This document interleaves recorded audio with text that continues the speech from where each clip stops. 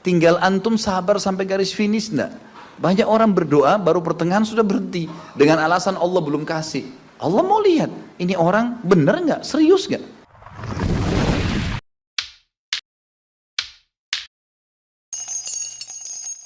Karena kasus kekufuran saja, malas beribadah, tidak mau jadi orang baik. Hanya itu sederhananya. Lalu kenapa teman-teman? Apapun waswas syaitan yang mengatakan orang beriman itu susah, itu bohong semuanya. Demi Allah orang beriman itu bahagia, tenang. Bisa mendapatkan semua dunia. Allah janjikan. Tidak mungkin salah. Kita melihat orang-orang yang tinggal di Timur Tengah, Allah berikan kekayaan. Banyak orang di Indonesia juga, orang di Asia Tenggara yang memang beriman sama Allah banyak. Saya berjalan dengan orang-orang yang pergi umroh, pergi haji, banyak orang mampu. Banyak orang mampu dan mereka hidup bahagia, bisa. Ya. Jadi bukan berarti kalau kita lagi sulit kemudian kita menganggap oh ini berarti saya disiksa sama Allah atau memang hukuman, tidak. Antum harus berubah, kata Allah SWT, innallaha la yughayyiru ma biqaumin hatta yughayyiru ma bi anfusihim. Allah tidak akan mengubah nasib satu kaum sampai mereka mengubah nasibnya. Maksud daripada ayat ini adalah, kata sebagian ulama, kalau seseorang muslim dia memohon, merengek, mengadu sama Tuhannya dan meminta apapun sampai dia minta menjadi seorang raja dunia, akan dikabulkan oleh Allah asal dia mau mengubah dirinya. Lalu Allah akan bukakan kepadanya peluang-peluang untuk mencapai apa yang sedang dia minta itu. Dan Allah sebaliknya akan mencukupkan kebutuhan seorang hamba kalau dia mengatakan cukuplah saya begini. Misal ada orang bekerja, dia dikasih sama Allah gaji, dia dapat gaji 2 juta, dimudahkan dia diterima kerja seterusnya. Lalu dia mengatakan cukuplah seperti ini. Keluarga saya biayai 1,5 juta, sudah cukup, alhamdulillah. Udah, nggak masalah. Allah cukupkan dia dengan itu. Tapi kalau ada orang tamak dengan rahmat Allah, enggak, saya mau begini, saya mau begitu, saya mau berusaha, lalu merengek minta kepada Allah, Allah akan kasih, tapi prosesnya ada. Karena kita di dunia ada proses. Makanya Umar bin Abdul Aziz rahimahullah mengatakan, sungguh saya ini memiliki pribadi yang tumuh. Tumuh itu orang yang selalu antusias mendapatkan yang terbaik. Beliau waktu jadi masyarakat biasa, beliau minta kepada Allah agar menjadi gubernur Madinah. Dan beliau mengatakan terus saya menggencot doa itu setiap malam sampai Allah kabulkan saya jadi gubernur Madinah. Gitu kan. Kemudian setelah itu saya memiliki antusias yang lebih besar untuk menjadi khalifah. Dan terus saya berdoa sampai Allah nobatkan jadi khalifah. Padahal Umar bin Abdul Aziz tidak bisa jadi khalifah pada saat itu kalau sesuai dengan jalur keturunan. Semestinya ada orang lain. Dia memang keturunan Bani Umayyah, tapi bukan dia semestinya pada saat itu menggantikan khalifah. Tapi subhanallah sebelum meninggal khalifah sebelumnya menulis surat bahwasanya yang datang setelah saya adalah Umar bin Abdul Aziz, padahal bukan dia. Makanya setelah Umar bin Abdul Aziz meninggal kembali kepada keturunan raja yang pertama. Tapi Allah selipkan dia menjadi khalifah di situ. Dan dia mengatakan saya mendapatkan semua apa yang saya inginkan dengan tumuh saya, dengan antusias saya yang besar, dan saya mohon kepada Tuhan saya sampai Allah kasih. Jadi Allah kasih teman-teman sekalian. Tapi bagaimana kedekatan antum kepada Allah subhanahu wa ta'ala? Bagaimana kita merengeknya dengan Allah? Bagaimana kita memohonnya dengan Allah? Tidak ada yang mustahil. Coba terus minta sampai Allah kasih. Karena setiap seseorang hamba mengucapkan Rabbana atau Allahumma, atau kita mengatakan dalam maksudnya ya Allah, wahai Tuhanku. Begitu kita mulai memohon, itu sudah ada garis startnya ucapan kita. Ada garis finishnya. Tinggal antum sabar sampai garis finish enggak? Banyak orang berdoa baru pertengahan sudah berhenti dengan alasan Allah belum kasih. Allah mau lihat ini orang benar nggak, serius nggak. Sama rasionalnya gini, kalau kita kuliah, begitu kita sudah daftar kuliah, sudah ada kan prediksi kita 4 tahun tamat S1 kan? Oh iya, semester 1, semester 2, semester 3, sampai semester 8 misalnya. Ini yang saya tahu pada saat kami S1 di Madinah begitu ya. 1 tahun 2 semester, 1, 2. Tahun kedua 2, 3 dan 4 sampai semester 8 selesai S1. Baik, kita begitu daftar pertama sudah tahu saya akan kuliah 4 tahun nih. Kalau saya lulus selama 4 tahun saya akan lulus menjadi S1. Kita sudah tahu kan. Kalau ada orang baru tingkat 2 sudah berhenti kuliah, dia sendiri berhenti. Itu sama rasionalnya orang kalau berdoa tuh. Kalau merengek sama Allah, sabar sampai titik klimaksnya, kita akan dapat ijazahnya, kita akan dapat apa yang kita inginkan, gitu kan? Tapi kalau orang terburu-buru, tergesa-gesa, dia tidak dapat. Jadi selalu tamak terhadap rahmat Allah. Dan itu bagian daripada ibadah. Allah SWT menyuruh kita tamak dengan rahmatnya. Ya. Kita disuruh berdoa dengan khaufan wa tama'a. Khauf, takut dengan azabnya Allah, jangan masuk neraka, dan tamak terhadap rahmat Allah. Minta terus agar Allah SWT memberikan kepada kita rahmat yang luas, ditambah, diberikan karunia, antusias teman-teman sekalian. Orang mukmin itu selalu optimis. Tidak ada kata-kata pesimis, tidak ada kata-kata putus asa, nggak ada kata-kata dendam. Berlalu, qaddarallah ma syaa fa'al. Allah sudah takdirkan dan sudah terjadi. Kata Nabi SAW, kalau terjadi sesuatu pada kalian, katakan Allah sudah takdirkan, sudah terjadi. Buka lembaran baru, jalan sekarang, gitu kan? Sampai kata Nabi SAW yang memotivasi kita, kalau di tangan seseorang di antara kalian sebuah bibit, dan dia tahu, bibit pohon, dan dia tahu besok kiamat, tetap dia tancapkan, tetap dia tancapkan. Sebagian ulama salaf dulu, mereka menanam pohon-pohon teman-teman sekalian, pohon-pohon yang umurnya lama, seperti kelapa, ya. Tapi di sana mungkin mereka menanam pada saat itu kurma lama tumbuhnya, gitu kan. Mereka tanam, sampai pada saat itu ada beberapa sahabat menanam pohon-pohon kurma yang masih kecil. Mereka di umur pada saat itu sampai alis mereka sudah putih dan turun menutupi matanya, saking tuanya, 80-90 tahun. Ditanya oleh murid-muridnya, kenapa anda masih menanam seperti ini, di umur seperti ini, gitu kan? Kata dia, Allah akan memberikan saya pahala di setiap gerak-gerik saya, termasuk ini. Bagaimana dia antusiasnya? Artinya ada hadis Nabi yang mengatakan tidak ada seseorang yang menanamkan sebuah pohon, kemudian ada burung yang hinggap di situ, atau manusia ya, yang hinggap bernaung, atau mungkin hewan-hewan, ulat atau apa saja yang memakan daunnya atau buahnya, kecuali jadi pahala buat dia. Jadi selalu ada motivasi untuk menjadi orang yang terbaik, ya. Makanya juga dalam masalah surga begitu. Kata Nabi SAW, kalau kalian minta surga Firdaus, surga yang tertinggi. Jangan bilang amal saya nggak cukup, enggak. Tamak dengan rahmat Allah, minta yang terbaik teman-teman sekalian. Kita tidak akan berubah kecuali, Allah tidak akan berubah kecuali kita berubah dulu. Kita yang mengubah menjadi lebih baik. Ya, ini poin yang harus digarisbawahi, ini sebuah kaidah hidup, ya. Sehingga kita harus selalu optimis, dan begitulah keadaan orang-orang beriman. Allah. Bolehkah berdoa tidak sambil mengangkat tangan seperti sedang berjalan, sedang mengendarai? Boleh. Nabi SAW seringkali berdoa mengangkat tangan atau tidak mengangkat tangan, terjadi, kan gitu. Misal antum tiba-tiba melihat ada mobil tabrakan, antum bilang, ya Allah mudah-mudahan tidak terjadi pada saya. Tidak perlu angkat tangan, kan gitu. Memang keadaannya begitu. Kalau emang antum mau angkat tangan pun tidak ada masalah, dua-duanya ada perintah dari Nabi SAW. Apakah mengusap muka setelah sholat dan berdoa pernah Rasulullah SAW kerjakan? Apa termasuk bid'ah? Belum pernah ada riwayat yang menjelaskan masalah itu. Mengusap wajah dengan telapak tangan, itu belum pernah ada contoh dari Nabi SAW. Nah, karena ini yang perlu kita jelaskan. Masuk dalam bid'ah kalau mengusap wajah, karena dia rangkaian daripada ibadah yang ditambah. Doa Nabi SAW tidak pernah mengusap wajah, kita mengusap wajahnya. Maka bisa ulama mengatakan masuk, karena kita menambah ibadah yang Nabi SAW sudah lakukan. Apakah tersentuh rambut istri dapat membatalkan wudhu? Enggak, kecuali antum syahwat, lain, kan gitu. Ini sudah pernah saya jelaskan, kan. Jumhur ulama mengatakan bersentuhan dengan kulit yang bukan mahram, ya, kalau tidak diikuti dengan syahwat, gitu kan, dan tidak sengaja. Kalau yang bukan mahram, ya, istri di sini sengaja pun tidak apa-apa, asal tidak syahwat. Kalau yang bukan mahram, jumhur ulama mengatakan kalau tidak sengaja dan tidak syahwat tidak batal, nggak batal. Tapi kalau sengaja memegang, ya, gitu, maka itu masuk dalam, ya, berhati-hati maka batal. Kalau syahwat jelas batal. Dengan istri menyentuh sengaja atau tidak sengaja nggak batal kecuali dengan syahwat.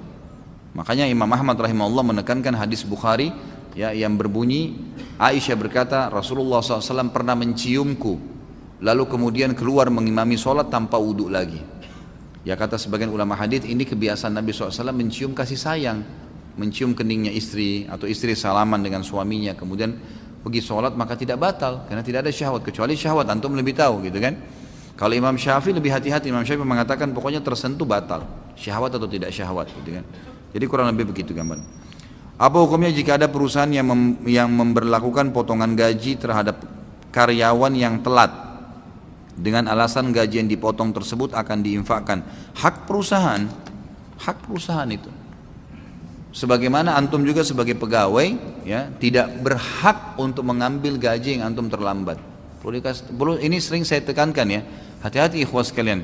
Kalau antum akadnya sama perusahaan masuk jam 7.30, gitu kan, keluar jam 5 sore, antum datang pagi hari jam 7:31, 1 menitnya itu harus antum minta ridhonya. Kalau enggak halal tuh, jangan diambil, karena akadnya kan begitu. Lo terus macet Ustaz, ya datang sebelumnya. Kan gitu. Kalau kita biasa keluar jam 6 macet, ya sekarang setengah 6. Memang sudah itu konsekuensinya. Kalau enggak kan jadi haram. Perusahaan punya hak mengambil, dipotong, dihitung 1 bulan dia berapa jam kerja, berapa menit, dibagi kemudian dipotong. Masalah perusahaan ambil untuk dia itu haknya dia, atau dia infakkan itu juga adalah hak dia. Karena memang dasarnya itu sudah bukan hak kita. Kita bukan datang sesuai dengan akad. Apa kata Nabi SAW? Al-mu'minuna ala syurutihim. Orang mukmin sesuai dengan syarat yang disepakati. Apa hukumnya tinggal bersama mertua perempuan dalam satu rumah dalam kasus istri meninggal dengan tujuannya untuk menjaga mertua tersebut? Nggak ada masalah, mertua itu mahram, ya, mahram mertua itu. Bahkan lebih cenderung pendapat ulama fikih yang saya cenderung padanya, ya. Jadi kalau jangankan istri meninggal, berarti masih tetap mertua, ya. Mantan, istilahnya orang cerai suami istri, ya. Ada orang mengatakan mantan mertua, bukan mantan mertua, tetap mahram itu. Walaupun cerai dengan anaknya. Kenapa? Karena Allah Subhanahu wa taala mengharamkan, ya, seseorang menikah dengan mantan anak mantunya, dan seseorang juga diharamkan mantan anak mantu menikah dengan mertuanya. Ya, kan tidak boleh kita menikah dengan mantan istrinya ayah. Ya, tidak boleh menikah dengan orang tuanya mantan istri, nggak boleh. Orang tuanya mantan suami, nggak boleh. Itu mahram abadi itu, selama kita akad nikah, gitu kan. Sebagaimana juga kalau antum menikah dengan seorang janda punya anak, gitu. Kalau antum sudah laki-laki sudah menggauli ibunya, maka anaknya itu mahram abadi itu. Walaupun antum cerai sama ibunya, tidak boleh nikah sama orang perempuan ini yang anaknya dulu istri kita, udah nggak boleh, gitu kan. Tidak boleh sama sekali. Begitu juga dengan perempuan menikah dengan seorang laki-laki, duda punya anak, dia sudah digauli oleh suaminya, ayahnya anak laki-laki itu jadi mahram buat dia, walaupun cerai dengan suaminya, karena tidak boleh nikah lagi, ya kan? Seperti itu. Tadi dijelaskan bahwa dulu pada zaman Rasulullah SAW beliau harus pergi ke padang pasir dan keluar rumah untuk membuang hajat. Bagaimana kaitan dengan adanya doa masuk kamar mandi, sedangkan waktu itu belum ada kamar mandi atau toilet? Jadi apa, semua sifatnya insidental, ya. Apa yang sudah dibentuk, misalnya antum ambil pelapa kurma, kalau kayak zaman dulu diniatkan untuk menjadi WC, mau buang air besar, ya itu di situ dibaca doa. Bukan berarti WC itu harus sebuah kotak kayak kita sekarang. Kalau sekarang kan lebih rapi saja. Apapun sudah diniatkan. Antum punya rumah 100 meter, kan gitu. Misal 10 kali 10 meter. Terus antum niatkan di depan sekali 5 kali 5 meter, saya niatkan untuk masjid. Di blok kita tidak pakai tidur. Sudah jadi hukum masjid tuh. Tadinya rumah kita. Tergantung niat antum. Kalau sudah diniatkan maka jadi tempat itu, gitu kan? Jadi rumah kita pun tadinya kamar tidur dibongkar nih, semua bukain pintu depan untuk jadi masjid. Sudah niatin, ada azan, ya itu sudah hukum masjid. Sholat tahiyat masjid di situ, hukum dapat sholat berjamaah di situ, pahalanya sudah berlaku semuanya. Begitu pula juga dengan WC tadi yang kalau baru dibentuk sama, gitu kan? Bukankah di zaman Nabi SAW Masjid Nabawi itu pertama dibangun itu sama pelapa kurma masih sementara disusun dengan tanah liat dindingnya. Nabi SAW sudah suruh Bilal kumandangkan azan dan sudah sholat di situ. Padahal belum rampung tuh masjidnya, kan gitu. Seperti itu gambarannya. Saya mau nanya, apakah ada hukum tentang tulisan atau pajangan atau bingkai ayat-ayat Al-Quran yang menjadi hiasan di rumah-rumah? Maksudnya hukumnya boleh atau tidak? Ya ulama sebenarnya ya lebih cenderung menganggap ini adalah perbuatan yang mubah, boleh-boleh saja, gitu kan. Tetapi jangan dianggap itu bisa memberikan manfaat atau madarat. Jadi ayat kursi itu sebesar apapun antum tulis, gitu kan, 10 kali 10 meter di rumah tidak bisa ngusir setan, gitu. Jadi jangan anggap bisa ngusir setan. Quran pun yang kita pajang biar 100 buah mushaf tetap baca setan di rumah. Sedangkan kita lagi baca Quran bisa ngantuk, masih bisa digoda sama setan. Mengusir setan dengan membacanya, gitu kan. Jadi tidak benar itu sering diceritakan di film-film di Indonesia kalau Quran ditempelin teriak-teriak setannya, gitu kan. Kadang-kadang orang kalau ngeruqyah saja bacaannya supaya didaunkan kejiwaannya, setannya bilang kamu salah baca, gitu kan. Bolehkah kita menggunakan media gambar seperti di atas bertuliskan terjemahan ayat Al-Quran dan hadis tanpa kalimat Arabnya sebagai sarana syiar agama Islam di media sosial? Boleh saja, nggak ada masalah. Gambar jalan, ada pohon, kemudian ditulis ayat atau hadis. Ya itu insya Allah tidak ada masalah. Yang penting jangan ada gambar yang berjiwa, ya, manusia, hewan, jin, dan di sini ulama masukkan juga malaikat. Lalu bagaimana pandangan Islam terhadap hukum memajang gambar seperti di atas pada dinding rumah atau dicetak di baju? Sudah pernah saya jelaskan, tidak ada masalah. Selama itu bukan yang berjiwa, nggak ada masalah. Antum punya baju kaos, gambarnya pohon, nggak apa-apa. Gambarnya building, nggak apa-apa. Tulisan, nggak ada masalah. Jangan gambar harimau, gitu kan? Gambar orang, nggak usah. Segala sesuatu yang terjadi pada diri kita itu atas izin kehendak Allah. Ini sahihkah? Jawabannya iya. Pertanyaan tersebut mau ana pakai untuk memberi nasihat kepada orang yang selalu khawatir dalam melakukan segala sesuatu dan jadi lambat sekali dalam bertindak. Contoh, saat mencuci tangan diulang-ulang karena khawatir belum bersih. Saat memakai baju lama sekali karena dicek dulu ada serangga atau tidak. Saat wudu baca doa diulang-ulang dan jadi lama karena khawatir. Ini bukan khawatir, ini was-was dari syaitan. Alladhi yuwaswisu fi sudurin nas, waswasa. Itu bisikan syaitan, nggak boleh ragu. Dan itu akan dihilangkan dengan keyakinan. Ya, dalam hadis dikatakan al-yakinu yazilu syak atau yuzalu syak. Ya. Al-yakinu yazilu syak. Kalau tidak salah begitulah fatihah kalau Nabi SAW. Saya tahunya kurang lebih seperti itu ya. Jadi keyakinan akan menghilangkan keraguan-raguan. Jadi keraguan itu harus dilawan dari syaitan, nggak boleh. Ya, nggak usah was-was. Kita memang disunnahkan kalau mau tidur mengebas selimut, iya. Memakai baju ragu ada serangga dikebas sekali pakai Bismillah, gitu kan? Udah selesai gitu. Ya, tidak usah terlalu khawatir dengan serangga. Siapa yang lebih besar, Anda atau serangga? Nah. Apa ini? Saudara yang perempuan pada waktu di asrama tidur satu kamar dan tidak pernah buka jilbab. Kawannya satu kamar orang non muslim merasa tersinggung, bagaimana solusinya? Ya itu hak dia. Orang non muslim mau tersinggung terserah dia tersinggung. Apa hubungannya? Kan gitu. Nggak usah pikirin apa orang bilang. Kalau anda merasa membuka jilbab takut khawatir fitnah, maka nggak usah buka. Hak kita itu. Jangankan sama dengan wanita non muslim. Wanita muslim aja kita punya hak untuk tidak memperlihatkan, hak kita bebas itu. Kan gitu. Boleh hukumnya mubah memperlihatkan yang mubah saja. Ya itu ulama sudah pernah saya jelaskan dari pundak ke atas, leher ke atas, ya, siku ke bawah, gitu kan, dan lutut ke bawah. Ini yang boleh dilihat, sama mahram pun ini boleh dilihat, kecuali suami. Ayah hanya boleh lihat anak perempuannya yang sudah masuk dalam sinnut tamiz, umur yang bisa membedakan jenis kelamin. 10 tahun itu yang boleh dilihat oleh si ayah, lutut ke bawah, leher ke atas, siku ke bawah sampai ke lengan. Lebih dari ini nggak boleh, sudah nggak boleh, gitu. Bisa jadi fitnah, gitu kan? Sama halnya ibu-ibu juga begitu, akhwat tidak boleh lagi memperlihatkan kecuali ini kepada anak laki-lakinya, seperti itulah.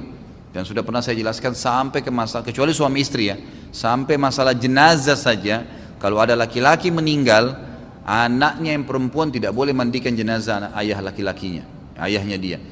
Anak perempuan, anak laki-laki nggak boleh mandikan jenazah ibunya. Yang boleh suami istri atau sesama jenis. Ya, karena ini memang sudah batas, nggak boleh memang, sudah nggak boleh lagi. Ini sesuai dengan sabda Nabi SAW, perintahkan anak kalian, ya, sholat di umur 7 tahun dan pukullah mereka di umur 10 tahun dan ini saksi bahasan, pisahkan mereka di ranjang. Kata ulama pisahkan di ranjang artinya tidak boleh lagi saling melihat, ya, tidak boleh lagi tidur bersama-sama. 10 tahun itu sudah nggak boleh. Termasuk nggak boleh tidur sama orang tuanya. Bila kita berbuat kebaikan, apakah pahala kita akan sampai kepada orang tua kita yang sudah meninggal? Dan apakah benar bila kita berbuat dosa, maka dosanya pun akan terhubung dengan orang tua yang sudah meninggal?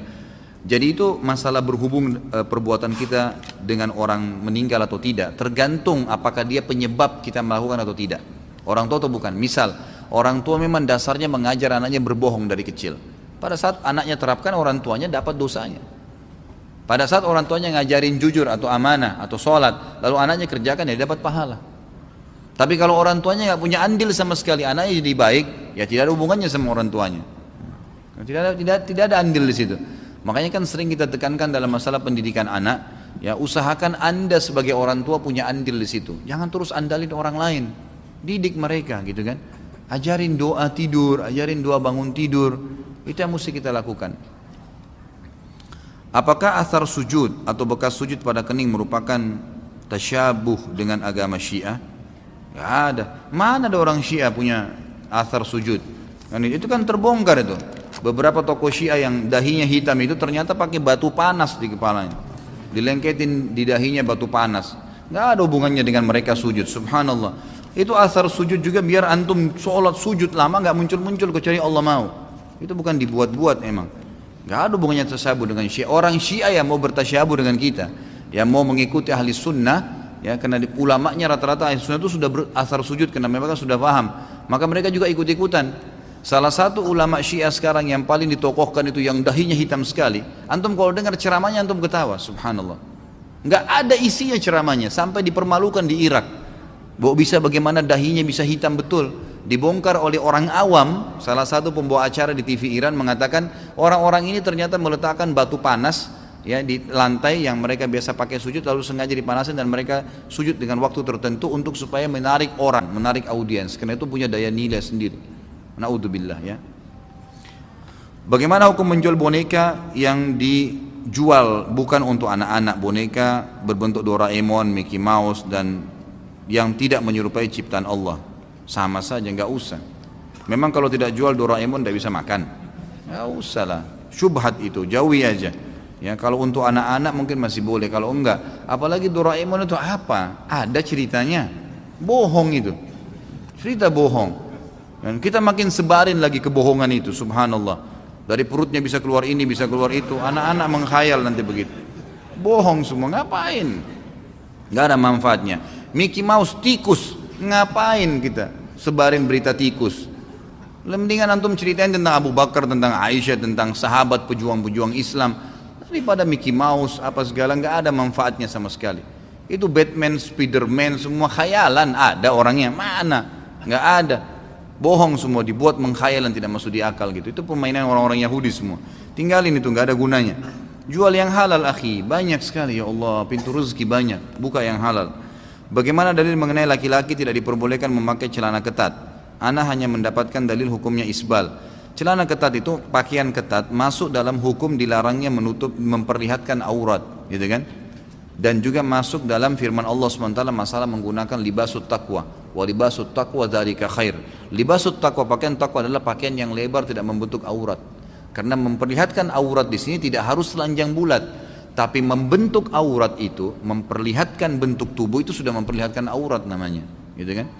Makanya dilarang kalau memakai libasut taqwa harus lebar, seperti itulah, gitu kan?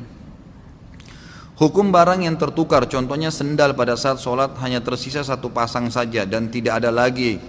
Ya, bagaimana? Tinggalin, masa antum mau pakai satu saja? Ada-ada saja yang bertanya, Masya Allah. Siapa saja yang boleh bersentuhan antara laki-laki dan perempuan? Semua yang tidak boleh anda nikahi atau yang sudah terlanjur jadi istri ya. Apakah doa setelah sholat duha saat ini dalilnya lemah? Doa setelah sholat duha saat ini dalilnya lemah karena beberapa yang saya baca katanya doa Allahumma inna duhauka itu dalilnya lemah. Jadi seharusnya baca apa setelah sholat duha? Hadisnya lemah sekali itu karena dalam perawinya, dalam sanadnya itu ada pembohong ya. Dan ulama mengatakan tidak ada doa khusus dari Nabi SAW pada saat selesai duha. Anda tanya doa apa ya? Doa apa saja dan jangan khususkan doa setelah duha ya. Tidak pernah ada dalil Nabi SAW mengkhususkan doa setelah duha. Tapi kalau anda punya hajat boleh disampaikan pada saat itu. Dan tidak ada doa khusus. Ayah sakit stroke dan anak wanita kandung harus memandikan setiap pagi dan sore. Apa hukumnya Ustaz? Sedangkan tidak boleh seorang anak kandung menggunakan celana pendek di depan anaknya yang balik. Dan diharamkan anak wanita mandikan jenazah ayah kandungnya. Kalau seandainya tidak ada yang lain mengurusnya, masuk dalam bab daruriyat. Daruriyat memang itu tidak ada masalah, gitu kan? Seperti hukumnya kalau seorang wanita, pernah saya kasih contoh, mau berobat, mau melahirkan, tidak ada dokter perempuan, harus dokter laki-laki, bolehkah? Bukan hanya sekedar memandikan, memang mengeluarkan bayi dari kemaluan perempuan itu. Ulama mengatakan boleh. Sebagaimana juga Nabi SAW menggunakan tenaga beberapa sahabiat mengobati laki-laki satu sahabat yang sedang luka di medan perang. Kalau dalam pengobatan berbeda, gitu kan? Ini kan termasuk perawatan, pengobatan. Kalau ada orang lain, alhamdulillah, anda punya rezeki, cari seorang laki-laki yang baik, yang soleh, bayar dia, gitu kan? Bayar dia, kemudian insya Allah ya, disuruh urus, itu bisa. Calon TKI harus menghubungi siapa? Mohon nomor telepon. Ini maksudnya mungkin yang kemarin ya. Oh, yang saya iklanin kemarin yang kalau mau kerja tukang besi dan tukang kayu ya, silakan hubungi ke HP saya, gitu kan? Nanti insya Allah setelah hubungin saya, insya Allah nanti saya akan hubungkan setelah saya data beberapa orang ikhwah, saya ambil data-datanya, nanti saya akan bawa ketemu dengan sepupu ayah saya langsung. Kemudian nanti antum akan ada pengetesannya. Setelah antum tes lolos, antum silahkan berangkat insya Allah. Dan ini dalam setiap hari ini selalu ada pengetesan dan selalu ada, kalau nggak salah kemarin pemberangkatan ada 600-800 orang gitu. Silakan hubungi saya ikhwah, kalau memang antum belum punya nomornya 08787 807 1504. Nggak ada siaran ulang ya, sudah cukup. Menindaklanjuti penawaran Ustadz, ini sama. Syarat-syarat apa saja? Apa yang harus ditanggung oleh calon TKI? Bagaimana kalau calon TKI tersebut tidak memiliki dana? Menghubungi siapa? Ya, kenapa Ustadz semua yang ditanya masalah ini? Ya, setahu saya Allah alam tidak ada, dia harus punya keterampilan saja, tidak dibutuhkan ijazah, gitu kan? Setahu saya juga beliau belum menyampaikan ke saya batas umur, ya. Tapi yang jelas punya kemahiran di besi yang kalau saya lihat tesnya, kemarin sempat saya ajak teman-teman Wisol untuk ke tempat pelatihannya di daerah Cibubur, itu memang bagaimana mengikat besi dengan besi, gitu kan? Kemudian membuat kayu pun itu bukan membuat furnis, ya. Bukan furnitur yang dibuat ya, bukan sebuah kursi enggak, tapi membuat kayu untuk mengatur sebuah dinding semen. Hanya begitu saja yang saya lihat tesnya dari orang-orang Timur Tengah yang datang kemarin, dan banyak sekali ya dari kaum muslimin yang berhasil ke sana, nggak ada masalah. Tapi kalau bagi saya sih sebenarnya saya berani iklanin di pengajian ini karena saya tahu sumbernya itu dari sepupu ayah saya sendiri, dan kemudian orangnya terpercaya di keluarga kami ya. Kemudian juga ini karena Masjid Haram. Kalau kerja di Saudi secara umum saya nggak repot-repot ngurus gitu. Tapi karena antum bisa sholat 5 waktu di Masjid Haram, azan antum pasti berhenti, tinggal sholat saja. Karena pasti berhenti, antum dilarang bekerja kalau lagi azan gitu kan. Antum bisa sholat malamnya setelah 8 jam kerja, antum bisa istirahat, bisa hadir di halaqah para ulama, bisa belajar bahasa Arab, kan 2 tahun kan gitu. Setahu saya begitu. Kalau masalah anggaran biaya nanti antum bisa bicara sama orangnya langsung insya Allah gitu kan. Nanti setelah saya data beberapa orang, karena saya bilang sama dia nanti saya data beberapa orang dulu, baru kemudian saya bawa kepada dia gitu. Saya mau tanya, jika kita sudah berusaha rajin ibadah, sholat, puasa, zikir, wudhu, tapi masih saja mudah marah pada sesuatu yang sepele saja, bagaimana menurut Ustadz? Bagaimana solusinya agar tidak marah? Hubungi Ustadz Sahal, Ustadz di Ruqyah ya. Ya. Mungkin sampai situ dulu karena ini pertanyaannya masih banyak dan insya Allah waktu sudah jam 9 lewat. Jadi selama ini saya suka bicara masalah Ruqyah. Ini kebetulan beliau hadir, silakan. Bisa dikontak langsung kalau ada yang bermasalah, suka mimpi buruk, suka banyak syaitannya, malas ibadah. Nah ini tiap hari bunuh syaitan, jadi bisa dihubungin. Kemudian juga kemarin jazakallah khair ada salah seorang ikhwah yang sudah 2 kali memberikan saya baju. Yang antum lihat ini dikasih hadiah oleh beliau. Saya mengatakan jazakallah khair dan saya merasa cocok. Kalau ada yang suka nanti bisa dihubungin. Saya nggak tahu hadir nggak malam ini orangnya gitu. Saya nggak tahu dikasih karena supaya saya pakai saja atau untuk promosikan. Saya sampaikan apa adanya gitu ya. Baik, sampai di sini insyaallah semoga Allah berkahi majelis kita. Kalau ada benar dari Allah, kalau ada salah dari saya mohon dimaafkan. Subhanakallahumma bihamdika asyhadu an la ilaha illa anta astaghfiruka wa atubu ilaik. Assalamualaikum warahmatullahi wabarakatuh.